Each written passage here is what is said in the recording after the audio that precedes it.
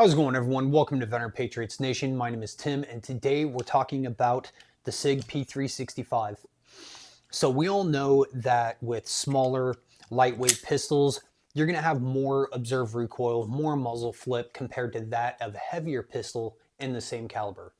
So what I did was spent the last 7 weeks seeing if a Metal P365 Grip Module that's heavier and has better ergonomics is going to make this pistol a more viable concealed carry option.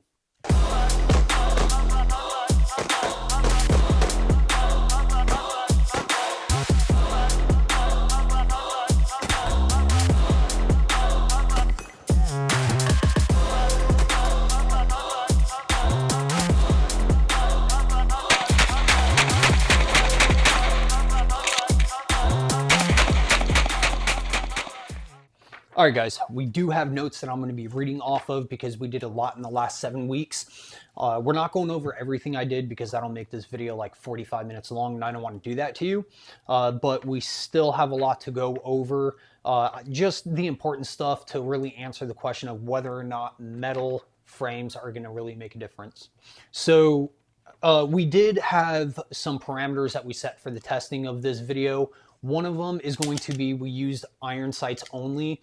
I started doing the testing with a red dot sight, but didn't realize right away. It didn't dawn on me that I can't mount a red dot sight on this factory 365 that we'll go over here in a second. So we used iron sights for all of the testing. Another parameter that I set was I used the fire control unit out of the factory 365 across the platform, across the board, so we have consistency in the testing, so we're not giving any one gun an advantage throughout the testing. Another parameter that I set is going to be the ammo that I used. So I only used the Venom 9mm 124 grain from Armory Farm. I used 1,000 rounds for the testing, one single case, one lot number, exact same ammo. That way we're not mix matching ammo from different manufacturers or grain weights or whatever to again give us more consistency in that testing and not give any one gun an advantage. Not that it really affected the video at all, but they sponsor me, so I want to give them a shout out. Boar products. I used Boar products throughout the entire testing of these firearms, cleaning them as I go, using the Boar products.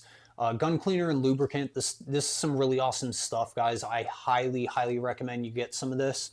And I also used their co-branded Otis 9mm cleaning kit. They also make one for 5.56, which is nice. It comes in the same size kit, which is perfect for your range bag. Use my discount code VPN15 at checkout to save yourself 15%. All right, guys, before we get into the testing that I did, I want to talk to you guys about the pistols that I actually tested.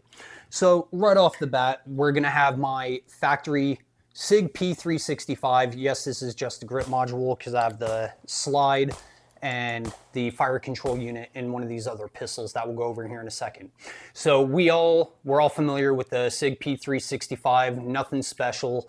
The things that I don't like about this frame is, other than how small it is, which it's not a flaw of the pistol itself, you know, it's designed to be that small, but I really wish that Sig would take the texturing a little higher up, because this, with the texturing, the 365 has a lot to be desired. But get rid of that piece of crap. Next up, we are going to have the Juggernaut Tactical 365 Grip Module. Now, when this video kind of just fell into my lap, I started hitting up other companies that make metal 365 grip modules for help. And when I was hitting up these companies, I wasn't asking for free product. I was making it known that I was just looking to borrow equipment for the video. I'll shoot it, do my review, clean it, and send it back. Well, Juggernaut Tactical actually told me that they'll be more than happy to send out the frame, as well as the entire kit that the frame comes with, and they let me keep it, which was really cool. Now, while we're not going to do a deep dive and review into the kit or the Juggernaut Tactical frame itself, if you do want to see a dedicated video on this where we talk a little more in depth about everything, that Juggernaut Tactical offers for the 365, then let me know in the comments below and I'll do that video for you, as well as any of the other pistols that I'm doing. If you want a deep dive on those as well, just let me know in the comments below. So the Metal 365 Grip Module from Juggernaut Tactical is the exact same dimension and size as a factory 365 minus a few differences. One of those differences are going to be how I just talked about the stippling, the grip, the texture on the frame.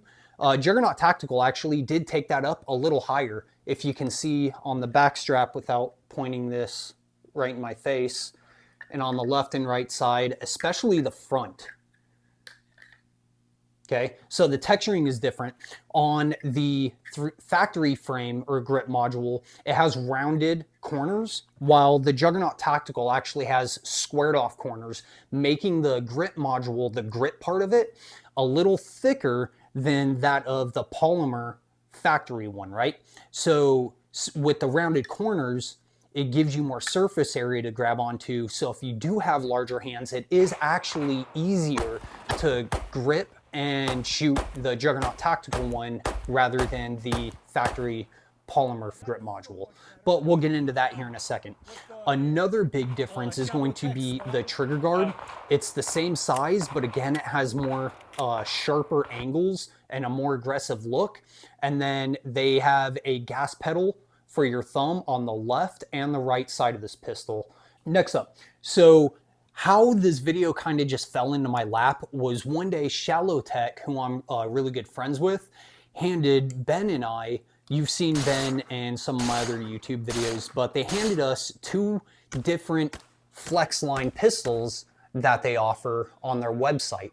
So the two that they lent us is more of a Glock 19, and this one is more of a Glock 17 length slide. The grip modules themselves are the exact same length, nothing different there. They do have different flared mag wells on them, but where the differences are really going to be with these pistols, both are optics cut, but this one is a hair shorter. So you have two different size slides, two different size barrels. Both are ported up top for compensation, which really does work. And then the larger of the Shalo Tek slides has an aggressive 45-degree upward angle cut right there and comes with a gas pedal. Now, if you don't know much about Shalo Tek, guys, you should definitely go check them out, because as we all know, the 365 and the 320 lines are modular, with the fire control unit being able to come out, and that fire control unit is considered legally the firearm, right? Well, Shalo Tek took the modularity to a whole new level and went full retard with it in a good way. So the grip itself is interchangeable.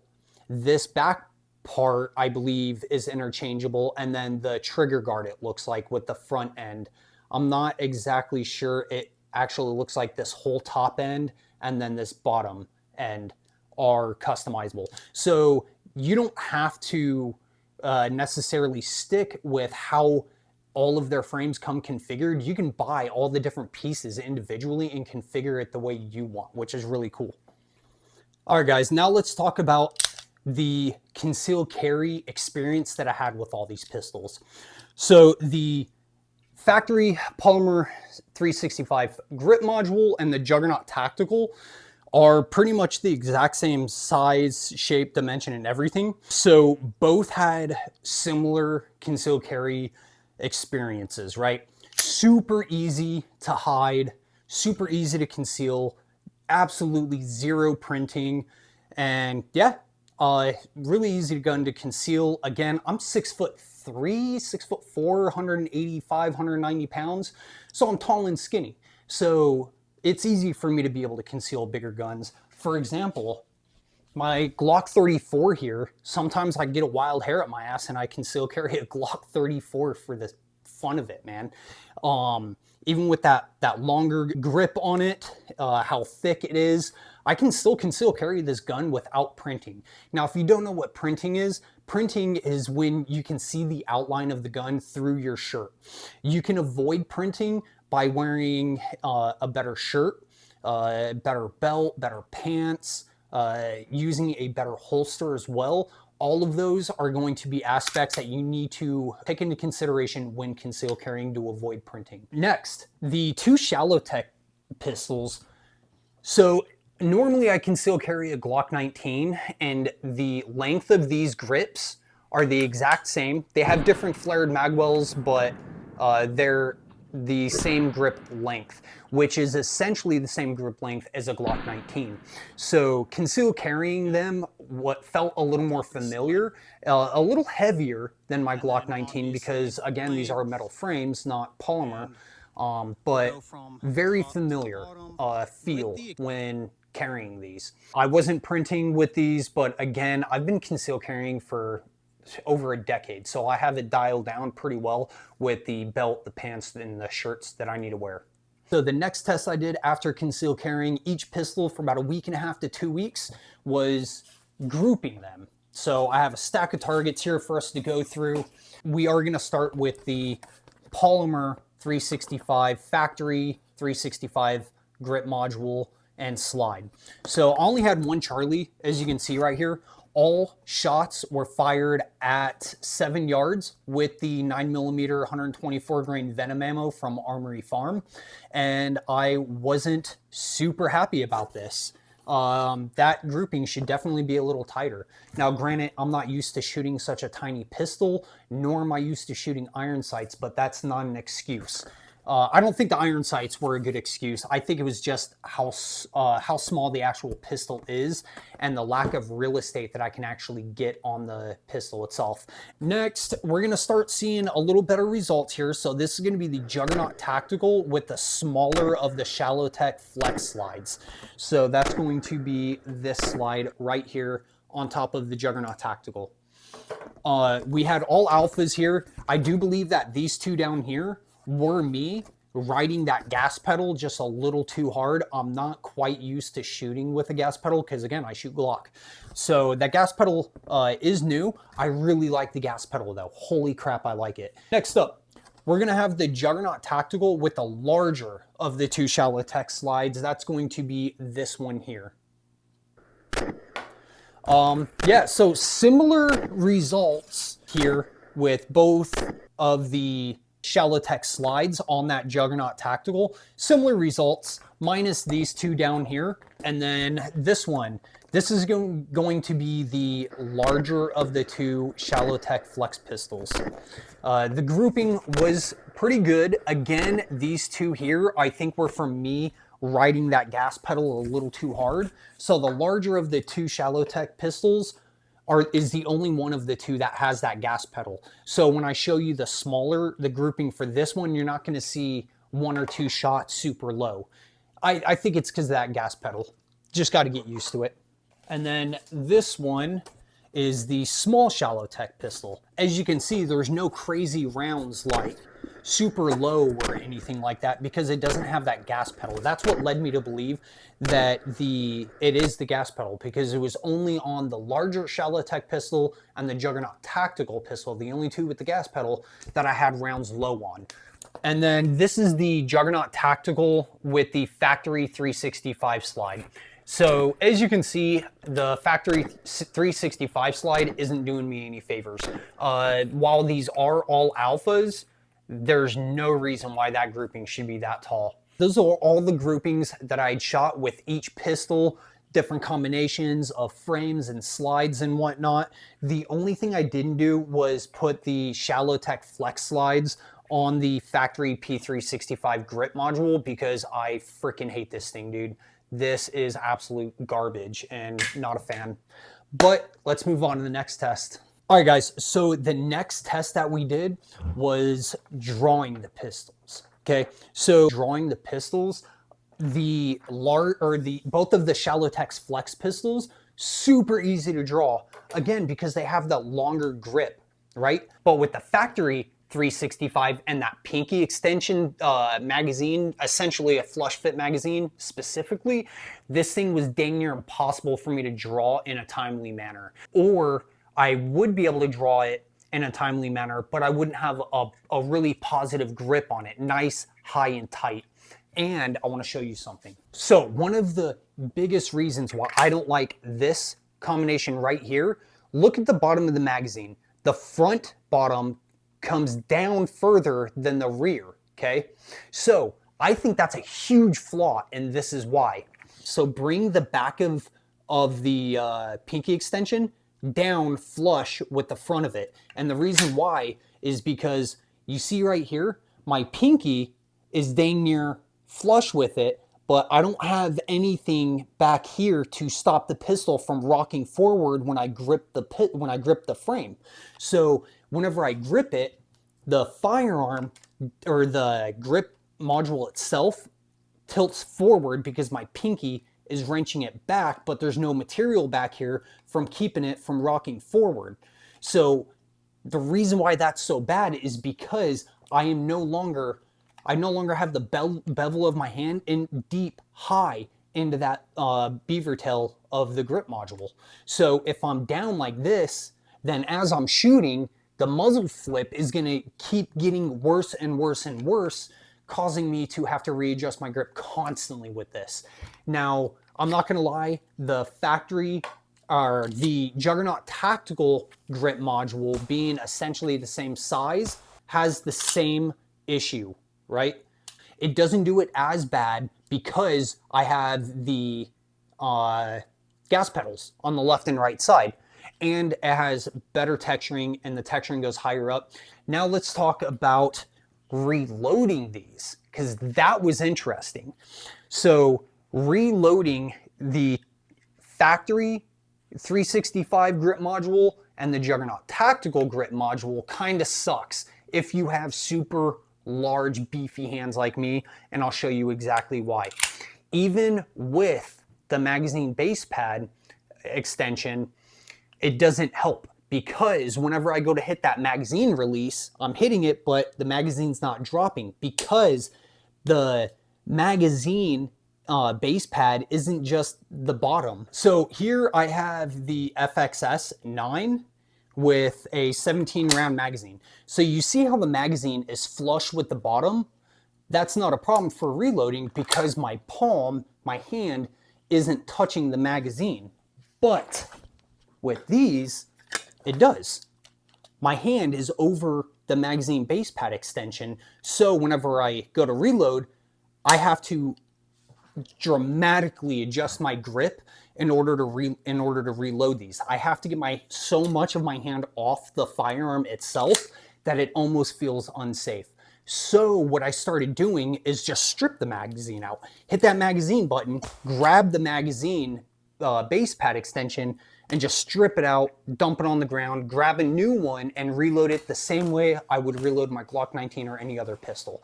The Shalo Tek pistols obviously don't have that issue whatsoever because my hand isn't touching the magazine when reloading. So reloading the two Shalo Tek pistols, super easy. But if you do have the Juggernaut Tactical grip module, or you're thinking about getting it, just keep in mind you might actually want to use the magazine extensions that it comes with for ease of reloading and ease of shooting if you do have big ol' meat paws like mine. Next, let's talk about the shooting experience. Now, when I did shoot these, we tested it freestyle, so both hands, strong hand only, and then weak hand only. Shooting two-handed, shooting freestyle, this pistol is easier and funner to shoot than this. I'm more accurate with it. It doesn't jump out of my hand as bad. The muzzle flip isn't as bad. But shooting strong hand only and weak hand only, I noticed something. So the only caveat to this is when you're shooting strong hand only, because the edges are more squared, it was a little painful for me right in this area of my hand, which is not something that I've experienced before, but I've also never shot a grip module or a frame of this shape and dimension and ergonomics before. This is kind of a unique one.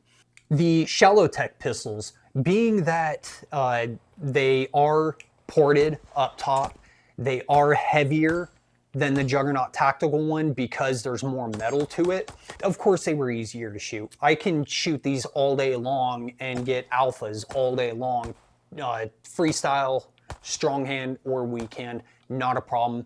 And with a red dot sight on these, like I was shooting for the first week, man, these things are just absolute laser beam. Now, when it comes to concealed carry pistols, I absolutely love the Juggernaut Tactical. And in fact, one of the other tests that I did with this grip module and the smaller of the two Shalo Tek slides, I went ahead and did an IDPA competition just to see how I would do, and I actually took first place overall, which was pretty cool.